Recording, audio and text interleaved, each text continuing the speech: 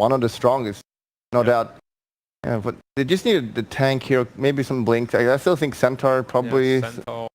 Slardar still a this hero. Void feels so underwhelming if you have nothing to play in the Chrono with. And I know you have Lich ulti, you have the ET, but just like having cheap stuns out of it. Dire team pick. I would argue that's too strong. That's what I'm talking about. I like that. Yep, that is, I really, really like that. I think you needed a ranged hero. You wanted a little bit of magic damage to follow up. Now you at least have a silence on top of the Chrono, and it's an incredible hero against both Jakiro and Tide. They're just slow-moving heroes, and you don't cleanse the Siphon as Tide once you... So EHOME just picks now, right? Alright, Kunka's banned. Alright, EHOME lost. That is a Meepo mid, right? So what do they pick here? Or is it Meepo mid? What about Invoker? No, you can't. No, you don't want a ranged spellcaster here. You need something strong. I mean, you want a Kunka. Sven's banned too? What did they pick? It would be terrible anyway. Shao 8? What is Shao 8 thinking Shao now? 8, please. You want something strong. Yeah, maybe a strong hero Timbersaw? would be preferred. Timbersaw? Also banned. Timbersaw. I think a strong hero. True. Yeah. No, you're right. I'm just thinking, you just need some sort of AoE. Prepare your Pog champs. Oh! I like it. I don't. SF and Luna is so weak. But you needed it. You needed more AoE. And it's a lot of burst damage as well. You're also probably going to abuse a Meepo in lane if you get a little help. Bear in mind, Gambit don't have a support capable of changing the status quo in other lanes, whereas Tusk has the freedom to rotate around. You needed a mid hero that provided you damage, secured objectives in some way, preferably like that 10 to 15 minute mark. SF does do that. He needs to be able to buy BKB, and he needs to be able to kill the enemy mid hero with the Tusk. SF accomplishes all of those things, and while it's not ideal, what else? You have no ideas. Has it been enough to persuade you? I want to hear from the real experts. Okay, well, first. this guy is rubbish because he's already lost. So you can go first because you get to choose now because your perfect predictions can't happen. Should I go first? Yes. You go first because you can choose either. I'm gonna go EHOME. Okay. All right. I like Gambit's lineup. I think I like that Meepo is not an all-in pick. They have other cores as well, and the lanes are also kind of good. So overall, their lane should be fine, and it's not. And you have to go for Gambit anyway. I don't have to. You have to. If you want your perfect prediction to be perfect. Maybe I want to win my other kind of prediction. Maybe. I know, Gambit. Okay, Gambit. Kyle. I'm also going to go with Gambit, although I think this is a very close game, and it's more. I'd rather discuss like what these teams need to do to win. You got to slow down the Meepo. You can't lose your towers against Meepo. That is so punishing, especially for heroes like SF and Luna that thrive when they have a ton of map control, so they can just sweep the map. The Jakiro Tide are going to be key. Big Ravages. Again, there's a Chrono, the DP. I think a lot is going to come down to this mid lane. How much pressure can the Tusk output? He has the roaming advantage for the first 8 minutes. What will he do? Okay. Well, these two idiots are busy destroying the desks. We're going to go over to our commentary team. Gents, which way? Thanks for giving us a lot of time, Kyle. Yeah, thanks, EHOME. Kyle. Shut up, Kyle. Say your predictions and shut up. EHOME. Stop talking, Kyle. Stop talking, Kyle. Naha, stop. Okay. Yep. Hate you, Sin. Yep. I like EHOME. it. Pick something. Thank you, They've Gambit. Come on, Gambit. They've done Gambit and EHOME. Right, let's get the game going. Oh, I hate Bulldog, actually. No, you don't. Hey, there we are. Hello, everybody. Into the game. Let's just get straight off camera. EHOME are already aggressively moving around for some very deep vision with their episode awards and looking for information on lanes to start with. How do you feel about the draft? In all of that, you did say EHOME, so you must like something about their draft. Yeah, they have really, really strong team fight, and I think when it comes to these Meepo lineups, Meepo hits this point of critical mass when he tries to end the game, generally with the first or the second Aegis, and I look at this EHOME lineup and I see them being able to deal enough damage and matching these fights.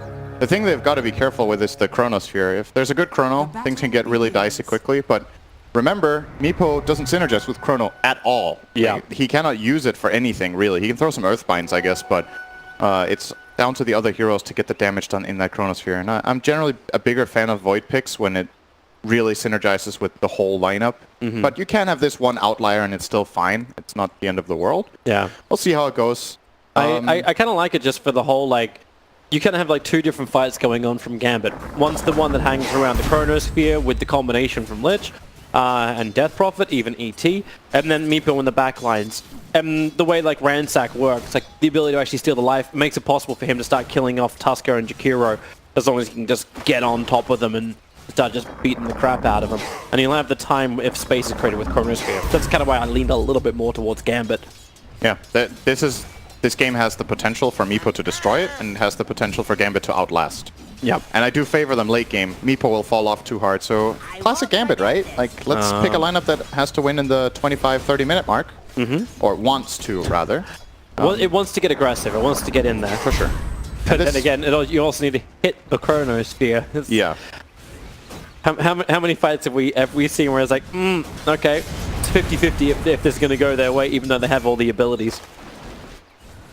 Laning phase is still looking pretty good for Gambit as far as their CS begin. So far, so good for them. Mid lane will become tricky for Meepo when SF hits level 3. When he gets the level 2 Shadow Rays, he can play very aggressive. He's already doing it to secure himself CS.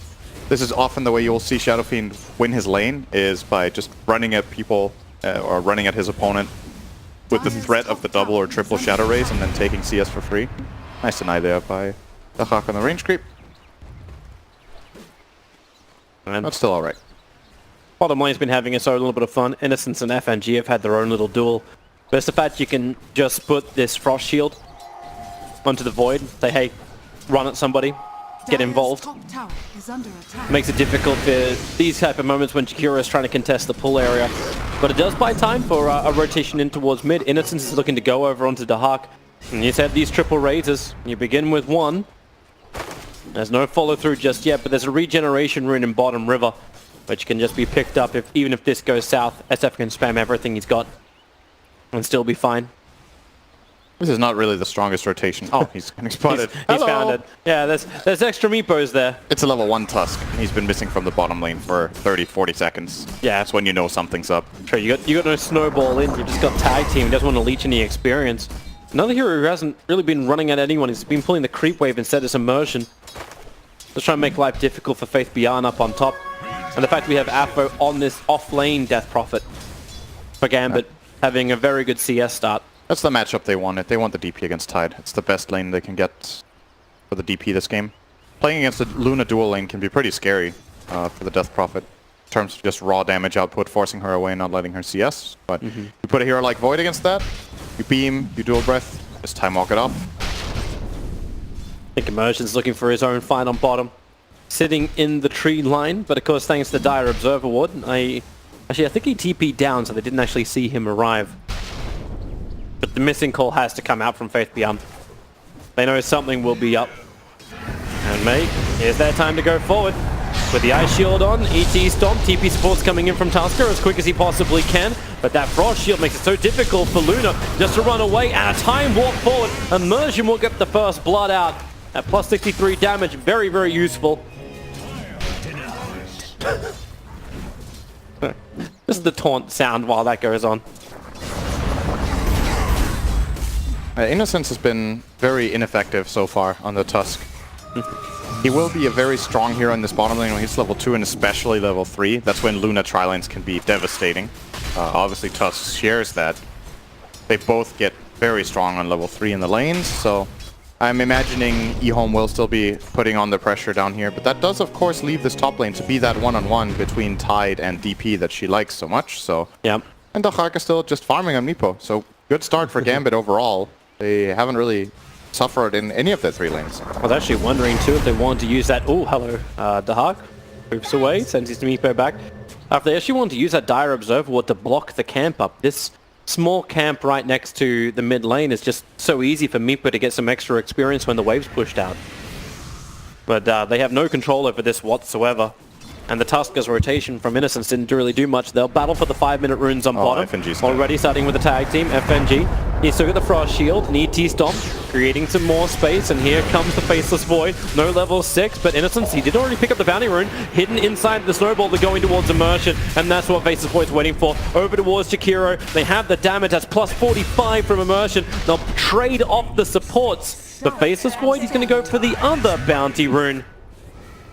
Looks like it was, how was the trade up on top? Both bounty runes went the way of Afo. That went better for... So it was a 3-for-1 trade-off with 1-1 support deaths. That went better for Gambit at the bottom than I thought it would. The Tusk was holding his skill point the whole time, thinking ahead. He could have sharded in the Lich and they probably would have pressured him a lot there. Not necessarily killed because of the Frost Shield being such a good counter to tag team. But instead he skilled the snowballs so they could take the rune fight and they end up getting the different kill. They find the Elder Titan, but do trade at one off for it. Innocence actually smokes up now in the mid. He's on a warding mission, however. This isn't... Oh, if he can find a kill, he'll go for it, but they're putting in deeper wards around the mid lane. Up on the hillside, so real deep.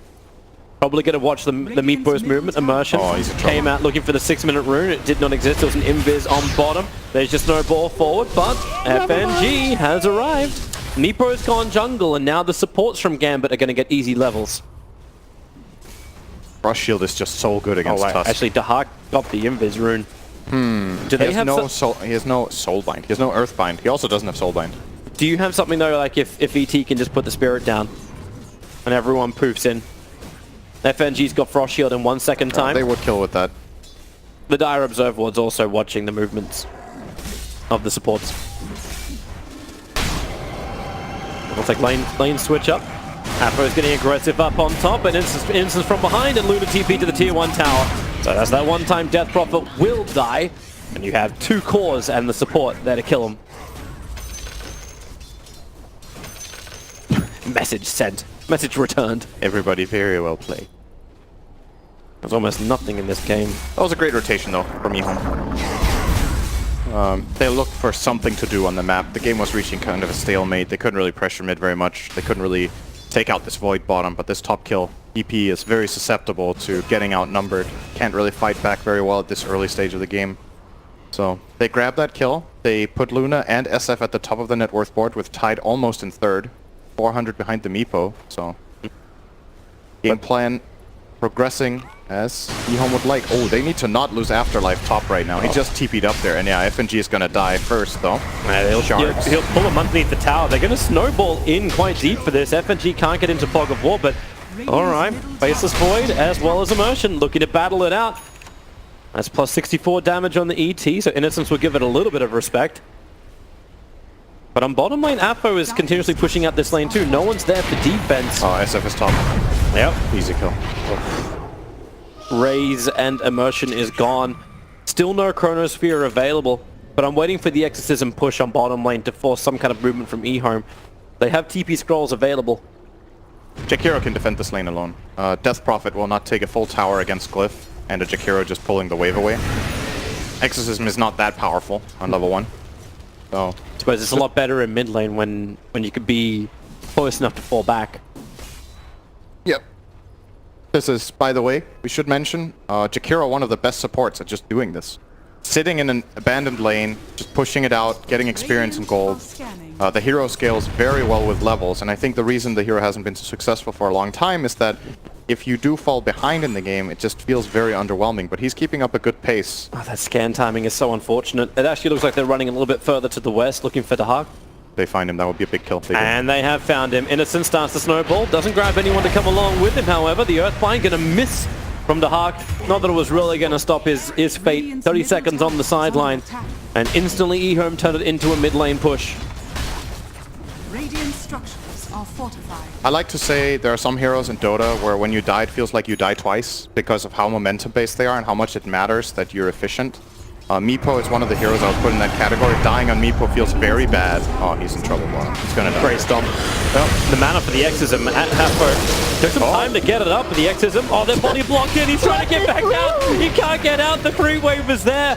Apo with the Exorcism wants to get a little bit more distance away from the Tusker. With the tag team, the slow will be up, but there's 21 charges available. While that was happening, he did lose the Lich inside the Radiant Northern jungle. Apo is not a healthy man, but he is not wanting to burn these charges just yet. Takes the creep wave with him while in mid lane. Earthbind again from Meepo goes wanting. Now trap down the Luna, and that's when you have the extra help from Faceless Void to come in. It will be Dahak who gets the kill. Kill for tower. That's a good tower though. It's also a call though. Like you just lost your Luna. For sure. It's good that Gambit at least for them get a response here. If they just lost that tower without getting a kill in return, that would have been pretty bad. But getting this tower minute 10 is very, very nice for EHOME. I think that's worth losing a core for. getting this tower. So what I was saying about Meepo, the hero is very momentum-based, dying on this, especially because he generally gets ahead on experience. The deaths are longer. But funnily enough, one of the other few heroes in the game that I consider like almost double dyers are in the enemy team, Shadow Fiend. Also, especially when you get, like, maybe not in the very early laning stage, because you can farm up relatively fast after that, but afterwards, when you die, you have to get your souls back. So even if you buy back, you're half the hero you were before when you come back into a fight. And again, that hero is also one that wants to play from behind. So the game is this game is very explosive. Like, the teams can take over very quickly with 1 or 2 good fights. I'm not certain about this from Faith Beyond. They're coming down to try and fight. Ravage is on cooldown for 54 seconds. ET has now started to back up, and actually it looks like they're all leaving. ET went all the way back to the tier 2 tower, and Meepo wanted to go mid to farm. Didn't leave any other Meepos behind, and Avo completes his TP as well. While, yep, FNG. He was on a warding mission, Observer and Sentry in the inventory. Mission failed. We'll get him next time. Not kidding. Radiant's bottom tower is under attack. Dark Soul. So there goes the bottom tier 1, and EHOME will continue progressing into the enemy jungle. They have this great aggressive ward around the enemy. Oh, FNG, not again, man. Yeah, again. SF moving over as well. The Warriors punch him, but Snowball will just hold him there long enough for SF with a double damage rune to hit him once and raise him once. That's a hard day. Good Earthbind in the mid, Jakiro. He's going to get controlled. ET Stomp will be up, and if Dahak wants to prove he can kill him off, or maybe not, faces forward, him through the rear. He's got Chronosphere available. He'll need to control up a couple. Faith Beyond sitting on the edge. He faked out the Ravage twice. The shards. Dahak is just going to poof away the Meepo that was in threat. But EHOME bring their entire squad to this mid lane to fight out after the Chronosphere gets wasted.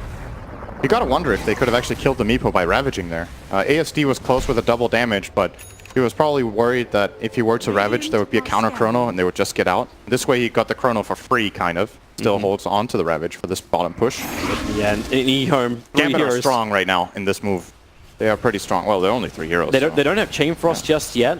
And it's still a level 1 Did I say exorcism. Gambit? I meant EHOME. Yeah, you meant EHOME, right? Yeah, but they're only 3 heroes, so that Ravage being up and Chrono being down enables them to make a power play, but they can also use it to just farm. It means that the aggressive potential of the Gambit side is very limited. They have only the Elder Titan Stomp as reliable lockdown. So, with Chrono on cooldown, that is, of course. They'll spend the time trying to be efficient here. Shadow Fiend farming up a double stack of Ancients. Getting some really good camps here. He got the Dragons and the boys. The Prowlers. When did the Prowlers become the boys? They're called the boys. You know it's the boys. The boys? Yeah. Okay. They don't look like sad boys, though. They look like dead boys. He didn't kill the big dragon, though. I mean, finish off your job. Yeah, what are you waiting for? Meepo's hiding up on the top lane. Got that Ghost Scepter still trying to work his way in towards E-Blade. He decides not to hide much longer. He's actually killing off the boys. Is this a good E-Blade game, though? Like, you gotta wonder. Sometimes when you buy E-Blade on Meepo, it's mainly for the... it's because both aggressive and defensive uses are useful in the game. It's going to stop Luna from beating the crap out of him. Defensive E-Blade is really bad this game. Like, look at how much magic damage there's in the enemy team. Jakiro, Tusk, Tide, Shadow Fiend, Eclipse. It's a lot of stuff, but... Anything to stop the Luna or the item. SF from attacking, it has to be. Yeah, he can also use it aggressively, of course. Like, the disarm into then doing way more damage with Poof, and he also has a bit of synergy with his team with the E-Blade, mainly from the Lich. But this is definitely not the ideal E-Blade. He was probably considering a different approach, but he does end up going for it. This is a side question. EHOME and Roshan, like, they are... Like, you have auras, you have the Lunar Blessing, obviously you got the presence of the Dark Lord also available, even though they've both only got level 1 in this. But is this one of those times when you beg the question if EHOME can actually go in and take Roshan for the push? Or should they just always forget it? I'm just wondering if they can take it before Meepo goes. I think top lane, wind up, ASD, trying to be on top of him. Here comes the explosion, immersion, 6 charges will not keep him alive. And Meepo was just a little bit too far away to fight. In fact, I think they kind of want to Earthbind out, but Innocence is going to be the one who's going to be here, and with the Chain Frost, they're both Earthbinded up, both will die. Very nice from FNG. Okay, you know that question about Roshan? I think it's now probably possible for Gambit. That was actually a crucial gaze from FNG to get out before the snowball, or they could have bought some time there and evaded the Chain Frost. What a dick. Turn it into an oven, boys. Yep. Grill him up. Is this Prophet want a Yule Scepter, or you just want to go for the kill? Chronosphere. Lucid Beams are already coming out. Time Walk. He's going to take off none of the damage. Oh, okay. They bought time. He actually stopped the Roche, but they use Eclipse, so Yeah. it cost them a bit. I was gonna say to your question about if EHOME gets Roche, I think the only thing that Blink. really matters is that the enemy team They doesn't have get it. Blink Ravage on Tidehunter. Didn't get in though. They're all far enough back. FNG's did. Yeah. So Roshan in this game is kind of weird because traditionally you want your Shadow Fiend to get this Aegis, right? And hit this mid-game timing. But honestly, even with Shadow Fiend, the most important thing for EHOME in this game is just don't give it to Meepo. If you can, if neither team takes Roche, imagine in this game neither team takes Roche for 30 minutes, it definitely favors EHOME. Because the Meepo timing will fall off, and the longer they delay this, the better. If they tried to take the Roche themselves, they could get caught in Elder Titan combo with Chronosphere in that pit, so they have to be a bit careful with how they approach this. As long as it doesn't go the way of Gambit, they're happy with it. Conversely, Gambit, they will want to smoke when they have their next Exorcism, look for any sort of 2-hero pick-off or team fight, and then use that to get that Aegis for themselves. I think just going into the pit with Meepo is very dangerous. Yeah. Unless it all becomes a trap. But EHOME, they're watching it very closely. This Jakiro is kind of like pitched a tent on the top rune, trying to give as much space to the rest of his teammates to find these items to fight. Like the BKB build is on the way for ASD. You have the BKB also queued up for Ego, so both of these heroes want to be able to have that immunity, but there is still a fair chunk of physical damage that can come their way, but the magical is the scariest thing at the moment. Remember once again, right? You chrono someone and you're like, just put out all that physical damage. The only physical damage output in the chrono is the Exorcism. Meepo doesn't deal any. So when they're BKB'd, they're very strong. The smoke came in from Gambit. They're going into the pit. But you know who's going to be there. Jakiro is already looking towards the mid lane. Death Prophet actually had to break her own smoke, so revealed it. Here comes the shards. So they know. EHOME definitely know. FNG on his own D-Ward mission. Potentially attack. The Ice Path will be able to catch him. Snowball forward. No Chain Frost will be a huge thing for EHOME if this fight can happen. Roshan's still down to 2.2k. They're trying to get closer. Ravage boys out, but really only hit the ET. And now Faceless Boy jumps in. A 3-man chrono. Luna walks back into it. The Hawk will still finish up Roshan while keeping Tuskar controlled in the Earthbind. The ET splitter is perfect, and even a jump out from Faceless Void. All the damage that EHOME did basically negated. The Chain Frost made it difficult for EHOME to move forward, and now even Faith Beyond on the runaway from the Frost Shield, and he will go down the full Eclipse. It won't do enough. The Yule Scepter up, but SF will do a BKB. Requiem of Souls comes out, and Dahak, the proof completed. He still has the Aegis the Immortal, so Death Prophet dies, but the Aegis Immortal is in the hands of the Meepo. The momentum is with Gambit. Man, that was a bad Ravage. That was not what he was looking for, Faith Beyond. I think he might not have been aware that his Blink Dagger was 1 second on cooldown, but they did not combine their spells at all the way they wanted in that fight. Gambit forced their hand, put them under pressure, and EHOME just weren't ready fast enough. They started panicking a bit. They throw in those shards. They're like, oh, Roshan's half health. The heroes are a bit... Oh, wait, you're going to see it here. We have the replay. So they catch off FNG. They commit a lot on this, on trying to kill him, but they don't bring him down just yet. Frost Shield comes out. And now look at this Ravage on the side. Beyond, walk, walk. Oops! His dagger is ready in 1 second. He will Ravage 4 heroes, including the Meepo in the pit. Now instead, this chrono is wonderful. That it could not have been placed any better out of there from Afterlife. Super good placement. And they do win that fight, not by a lot, but they got the Aegis, and that's what's important. Well, it's the fact that Meepo really wasn't involved in the fight at all. Like, he was having his own little solo battle with Tuskar, but he was doing it from inside the pit, not from outside. He knew what he had to do at the end of the day. But EHOME never, like, you do respect the combination that EHOME is able to pump out. If you can get that Blink Ravage off, then maybe ASD can do something more than just a BKB Requiem a minute after the fight started. Like, it's just not them initiating it, because she went for this BKB drums build on the SF. There's no Shadow Blade to come in closer. Afro is going to burn the level 2 Exorcism, trying to push down this tier 1 tower. So I can scan all they want. I can tell you they're there. Yeah, that tower's gone. They're not going to defend this. They're going to instead put some pressure top. Okay, ambitious TP here from Immersion. Defensive one. Always going to get caught by shards. Yeah, he actually TP'd in. You'd expect an Observer Ward or something up on the hillside. They weren't set but up. EHOME have no vision around there, and EHOME, remember, they don't want to fight into the Aegis the Immortal. They might actually want to when they have Ravage and there's no Exorcism. When they want to battle for the runes, Afro, what a time for the Exorcism to come back in. The Hawk, he can't get close enough. Oh, wait, he can.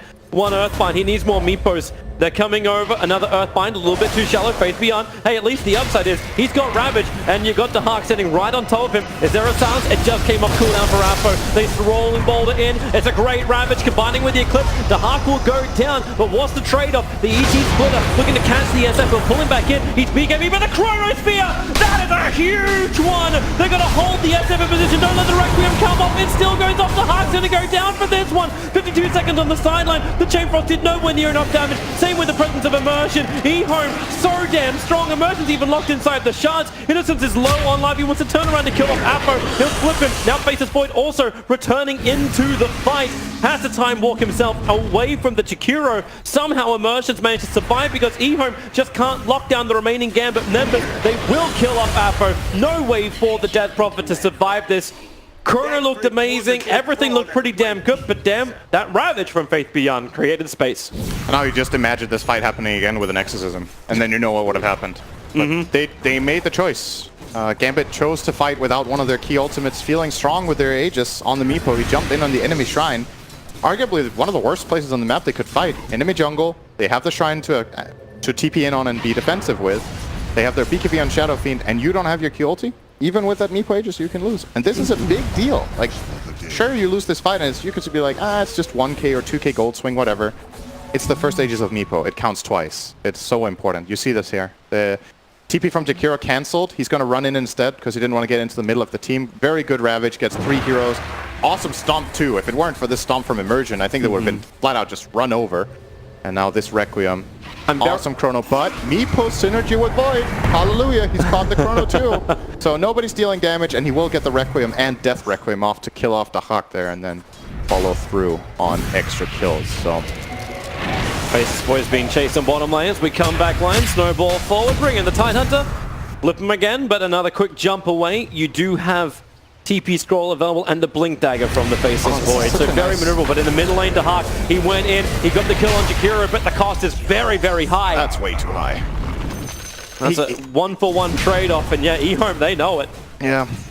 Even if he popped the BKB on Luna, I think using a BKB charge for every Meepo kill is worth it. Trading a support for that, they should feel happy about. He's running out of steam quickly when he makes these moves. Has to be They're hunting a again. bit more cautious. Faceless Void has Chronosphere in 2 seconds time. They want to have a fight. It's with the ET as well as the Lich, so it's a combination in itself. At the same time, SF begins his TP up. They will not stop him. It's going Aghanims, by the way. That's a very... On the SF? There's some vintage builds in this game. Shadow Fiend is going drums, BKB, They found the Luna. Tusker cannot save her. The ET Stomp and Splitter both being committed. Now the Chain Frost will not bounce. Ego, he's actually living a long time through this. The Snowball will not save him in time. And as she takes away the saving grace of Innocence, but Tidehunter moving in. There's your Ravage, trying to cancel any kind of TPs out. And Immersion, well, he'll be stuck here. Faceless Void has a large amount of maneuverability. So Ravage is down. Exorcism is burning the tier 2 tower. And support for a core trade-off? That's nice for Gambit. Yeah. Faith Beyond with that Ravage really wanted to catch multiple heroes, but the Lich TP'd out before the last spike connected on him. Apo, they may actually still get that multiple heroes. He's TPing, and then Faith Beyond finds him. Snowball, way! Woo! Close call. Tip it. But he got out. So what vintage builds do we have here? We have Shadow Fiend going drums into BKB, Ags. We have the Void with the classic old school offlane Void build. Lad's Blink. A couple of value Wraith Bands in there because it's 2019. But yeah, apart from that, it's we've got some old stuff resurfacing here in this game as far as item builds are concerned. Ego, or sorry, ASD, the Chinese BKB. It works. It does. It does work, man. Don't worry. He's got... Next time it'll work too, just a little bit less. Hey, I always think it's like meant to be like reducing the cooldown time, but that doesn't even exist anymore, so it doesn't help. He'll get some good space up on top lane to at least farm while pressure is added on bottom. But one hero that kind of just moves off the map is Dahak. He's already finished up one Skadi and he's looking to build into his second. Look, it's the casual Earthbind to check the trees. Yep. This was the build we saw him go on the other Meepo. He's the only player who played Meepo this tournament, I think. Sorry, the bottom lane, Jakiro just walked up to the... I don't know if we can get a replay of that because we jumped in the very last mode of that, but I think brains were off from both sides at that moment. I don't know what happened. I came down there and Void was Euled and he died. So that's... Yeah, Void was basically standing on one spot. He wasn't. He must not have been looking at his hero, but Jakiro did the same thing. They just walked, like, Jakiro walked past a stationary faceless Void. It's like, oh, okay. That's a hero. Maybe we should kill it. Yep. That they did. Looks like we see a small change up in the build from Dahak. He's going for a Scythe now, instead of going for the secondary Skadi.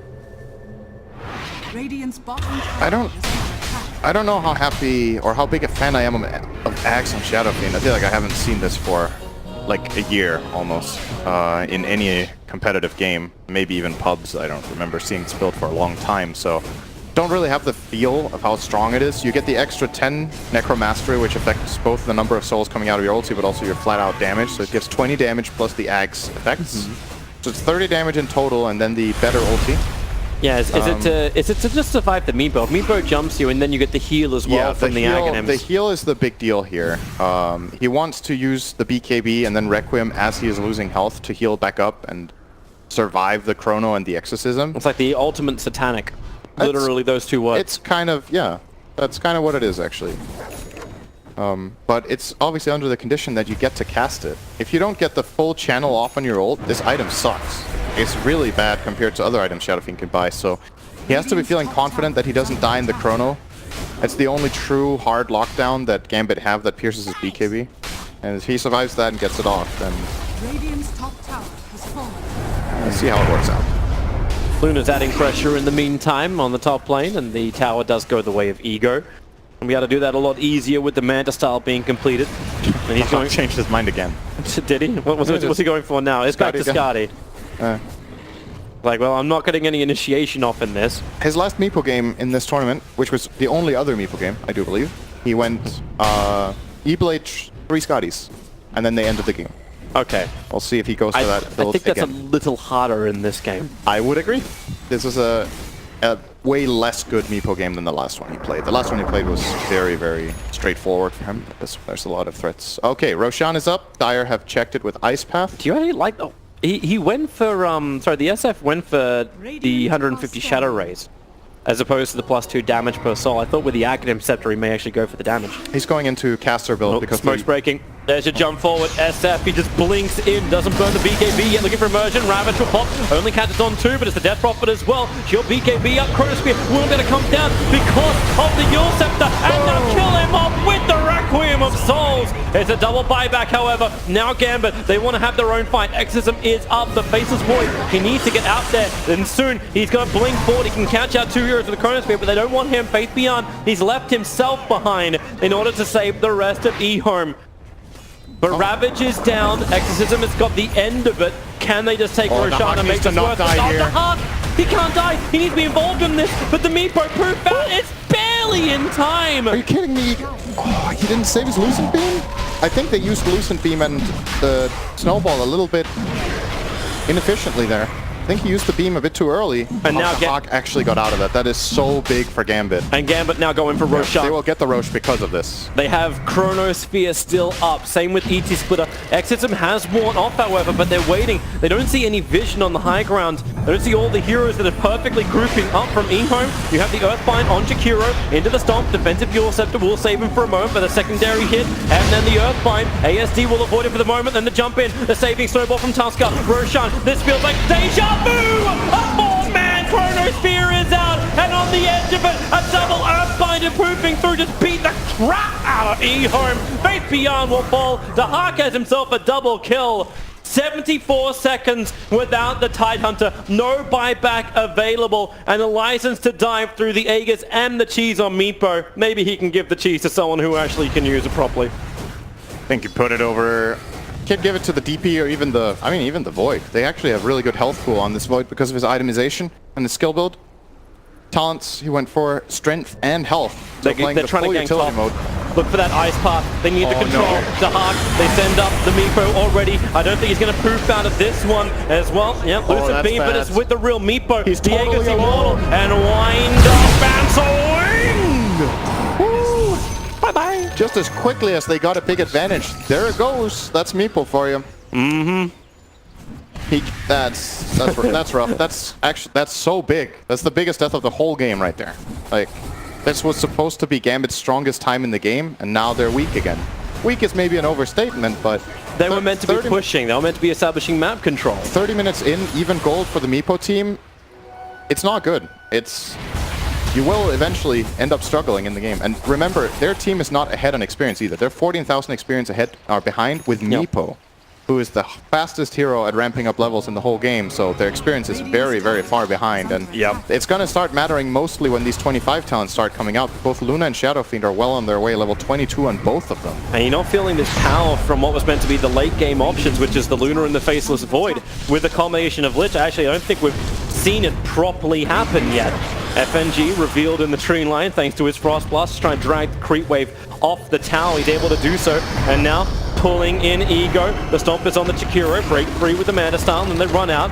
Remember, they've still got BKBs for protection, and now the ET Splitter. So many great Yule Scepter users, and the double Ice Path, catching Apo, catching FNG. Apo wants to create a little bit more space. They can do it thanks to Immersion Stomp, but already Meepo coming up. There goes your Ravage, and damn, it's good. Faceless Void never got the Chrono. Is right on top of them. They have no buybacks available. It's the game, really. EHOME can just go and finish this if only they had the information we had. And yeah, they are. They're pushing in. They want the kills. They're going for the tier 4 towers. This is now going to be 2-1 in favor of EHOME. Gambit have nothing left to fight. No buybacks on all 4 heroes unless Meepo can pull something out of that very small body of his. There is nothing that's going to go their way. Already the Yule Scepter up. Where is the cruise forward? He's going ham for it. And what's he really got? There's your boom. He's got nothing apart from a buyback. Maybe he can combine with the Lich and Chain Frost. But well played to coming in from ASD already. And the Hawk, they've already dropped them down so low. No presence from the Lich. The Chain Frost comes out now, but it is nothing. GG is called, and EHOME take game 3.